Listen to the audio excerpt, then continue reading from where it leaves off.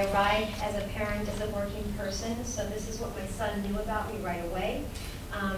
And every house kind of has its own special symphony, and so we sort of arrive at choices in almost like in a democratic fashion. You know, I think I really consider what's best for my children and what makes me the best mother that I can be, and what is good for my family, and I mean, you know, and every choice requires specificity, but generally speaking, I feel like it's very much the way that probably a lot of you in this room make decisions and choices.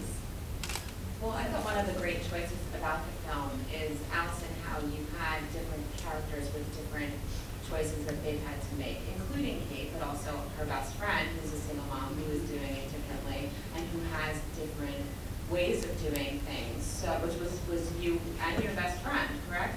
Yeah, I think when I was writing the book, I saw it as a kind of just an interesting dilemma, really, and I just wanted to shine as much light onto each aspect of it. You know, those kind of disco balls, you have the little sort of silver facets. So it was looking at one of the first chapter of the book I wrote, actually, I think it's the one that everybody cries, isn't in the movie, but was a particular movie bit of the book where my friend who did the Kate Reddy job in the city said a male colleague of hers, his wife had died, and she'd left a memo called Your Family, How It Works.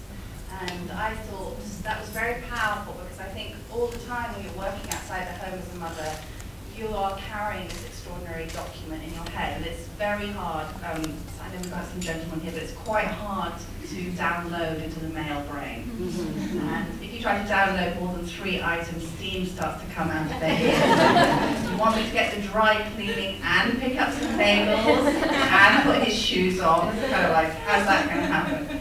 And when I decided to write the book, I'd just been away on a trip for work. My little son was, well, he was just almost 1. It was a pretty long, well, it was for over a week, and he was sick when I was away, and I got back. My husband, I'd handed him a list before I went away of everything that would need to be taken care of while I was away, and he looked at it for a very long time, and he made a kind of like a sphinx with a migraine expression, and he said, it looks like a plan for invading a small country. Let me tell you, if we sent working mothers into Iraq, I think the whole place would have been cleaned up really, really